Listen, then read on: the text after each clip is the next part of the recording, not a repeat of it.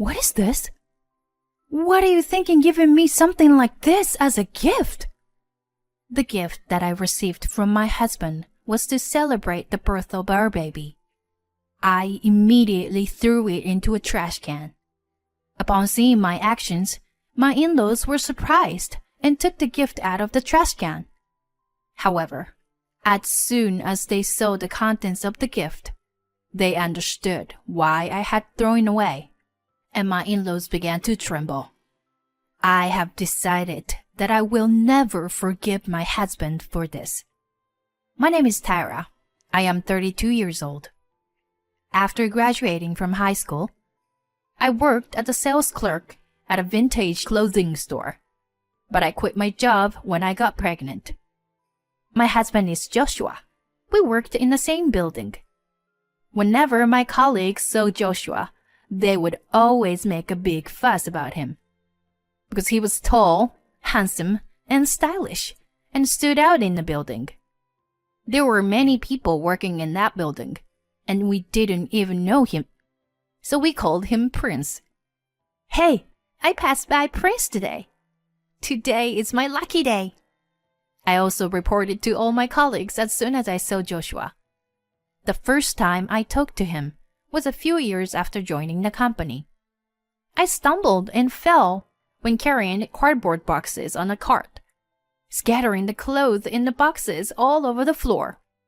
While I was trying to pick them up, my husband happened to pass by and helped me. Are you okay? He said with a sparkling smile.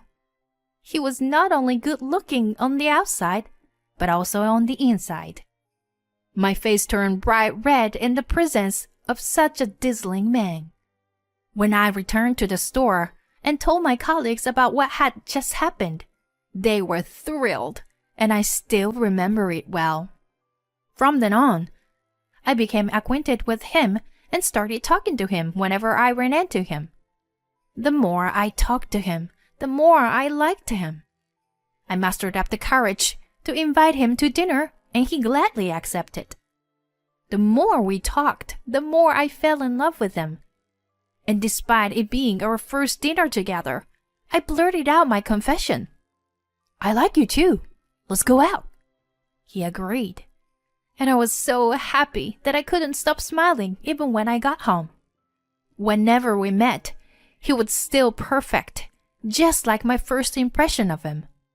Perhaps I was looking at him through rose-colored glasses because I liked him so much.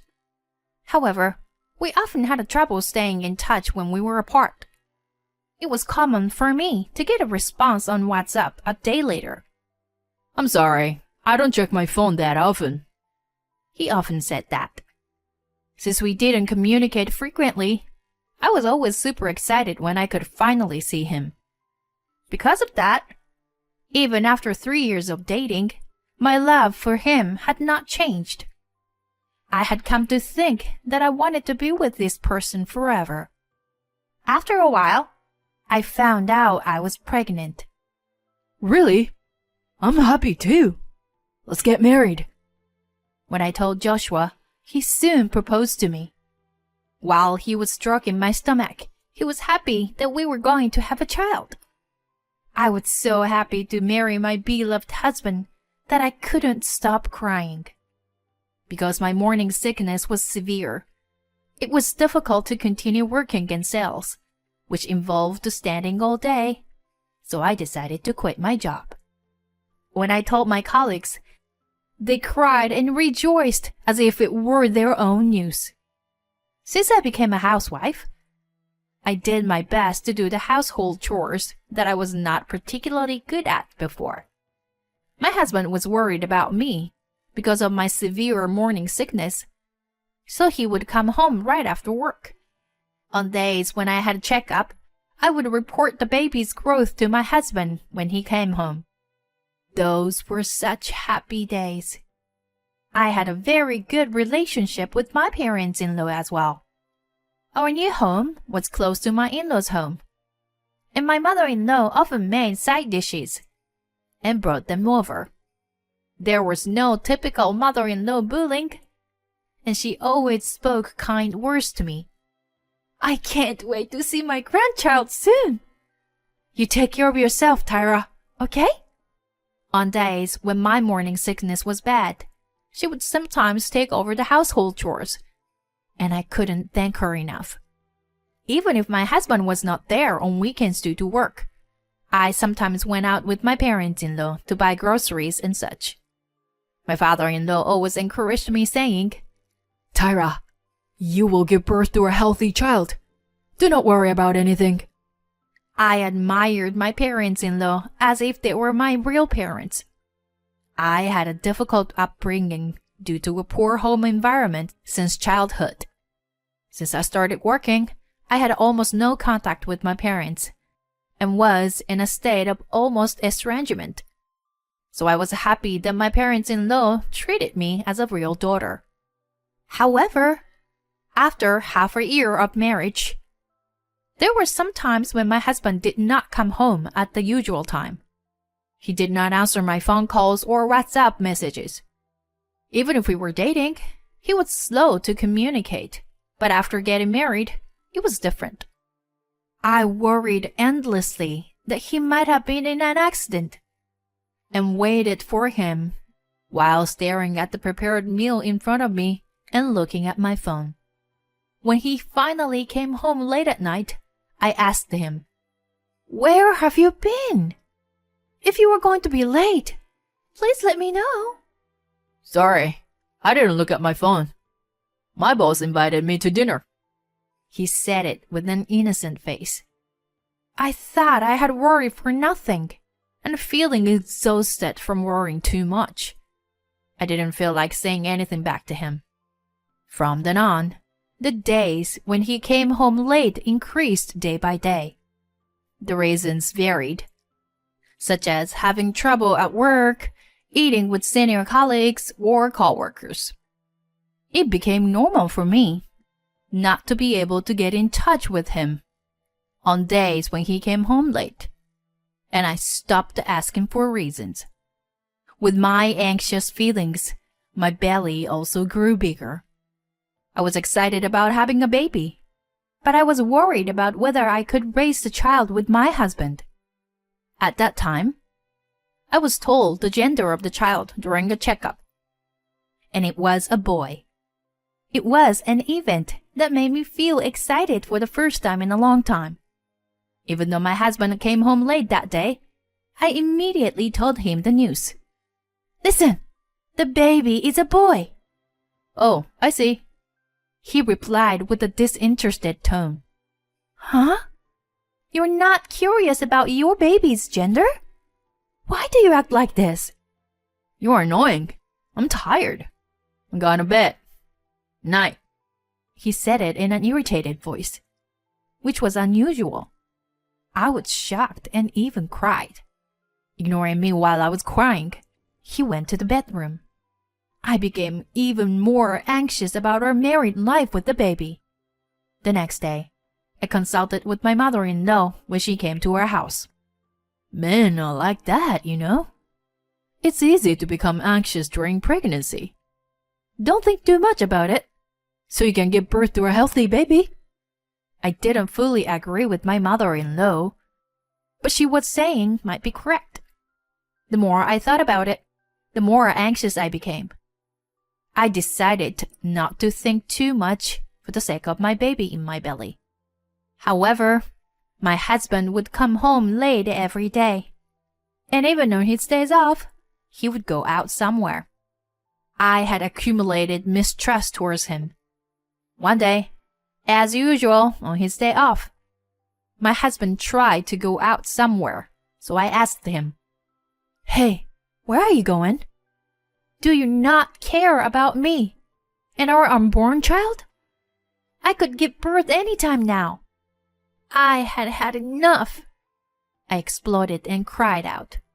Seeing me, my husband said, "I'm sorry, honey, for making you feel that way. I just have some urgent business that cannot be postponed.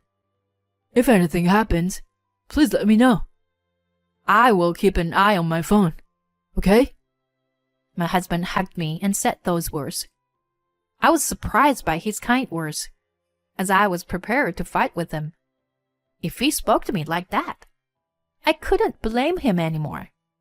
In the end, my husband went out, but he quickly responded to my WhatsApp messages that day. I was glad that our relationship was repaired before birth. My mother-in-law came every day and stayed by my side, so I felt relieved. I told my husband the due date many times and reminded him every morning before he left. Okay, take care. My husband said so and went out. Finally, one day, the contraction started, and I contacted my mother-in-law, who rushed over to me immediately. Here he comes! Make sure you can go to the hospital anytime. My mother-in-law prepared everything efficiently. I had messaged my husband in WhatsApp. The contraction became shorter, and we headed to the hospital. I checked my phone, but there was no response from my husband. Even when I called him, he didn't answer. But please tell Joshua to come. I asked my mother-in-law to pass on the message, since I was in pain and couldn't do it myself. He will definitely come before the baby is born. Tyra, just focus on giving birth. My mother-in-law tried to encourage me. However, hours passed after arriving at the hospital, and my husband didn't show up. I couldn't stop thinking about my husband's absence. I asked my mother-in-law many times about Joshua, but she would only reply, "He will come soon." I think she said that to reassure me. A healthy baby boy was born, despite various difficulties. And when I saw my child for the first time, tears of joy couldn't stop flowing. In the end, my husband never showed up. I gave birth late at night, and he should have been done with work by then. I thought I could no longer trust my husband. Please tell Joshua not to come anymore. When I told my mother-in-law that, she nodded with a troubled expression. During the hospitalization, my husband never showed up. My in-laws visited me every day, so I didn't feel lonely or anxious. On the day I left the hospital with my in-laws, my husband was waiting at home. He looked awkward and said, "I'm really sorry, Tyra. I bought this for you." He handed me a box. Although I didn't plan on forgiving him easily, I accepted the box without saying anything. It was a box of expensive baby clothes. However, as soon as I opened it, I screamed. "What is this? Why would you give me this?"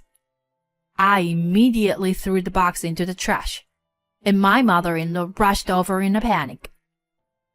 Tyra, why did you do that? Even though what Joshua did was wrong, it was a nice gift.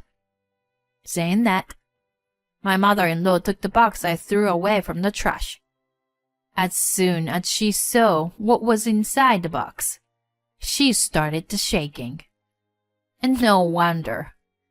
Inside a box were girls' clothes with the name Mary written on them. I didn't understand the meaning and felt even more scared. What is this, Joshua? Who is Mary? You should know the gender and name of your child. My mother-in-law glared at my husband, and he muttered in a small voice, "Oh, shoot. I messed up." "What? How can you make a mistake like that?" No, well, When I tried to speak, my husband became flustered and couldn't say anything. "Joshua, answer me now. What is this?" Even though my father-in-law yelled at my husband, he remained frozen and didn't answer anything. "I don't want to see your face anymore. You're not qualified to be the father of this child. You're not qualified to be my husband either. Now, get the hell out of my sight," I shouted, and my mother-in-law continued. "Joshua, you are hiding something, don't you? Well, it doesn't matter now. Just get out Then my father-in-law pulled my husband out of the house. As soon as my husband left, my son, who had been sleeping soundly until then, started crying. After putting my son to sleep, I thought about investing Joshua's affair. Tyra, you may not want to know, but it will surely be material for divorce. It's better to investigate Joshua thoroughly. My father-in-law said seriously to me. Yes, I was planning to do that too. My mother-in-law was crying next to him. I'm really sorry about my son. A few days later, my father-in-law brought me the result from the private detective. We found out everything about my husband. He had a child with his lover, who was born around the same time as my child. He gave me the present that was supposed to be given to his lover. She knew that he was married. It turned out that he had been spending time with her at her house since 6 months after our marriage. Did he think he wouldn't get caught? I couldn't forgive him, nor his lover. My father-in-law apologized to me many times, and my mother-in-law kept crying. I'm really sorry. I can't apologize enough. Please, don't apologize. Thanks to you too, I was able to safely give birth. I don't hold any grudges against either of you, but I can never forgive Joshua. Can you help me? Both of my in-laws couldn't forgive him either, so they agreed to help.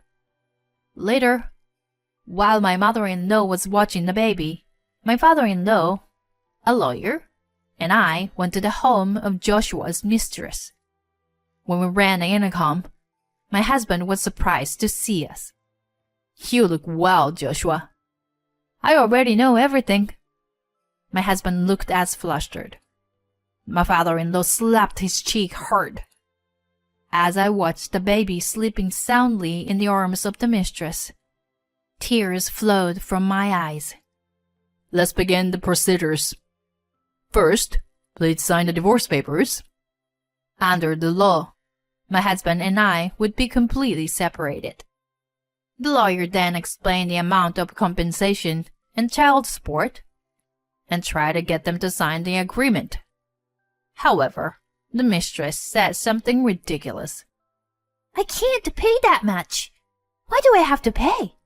The baby was just born.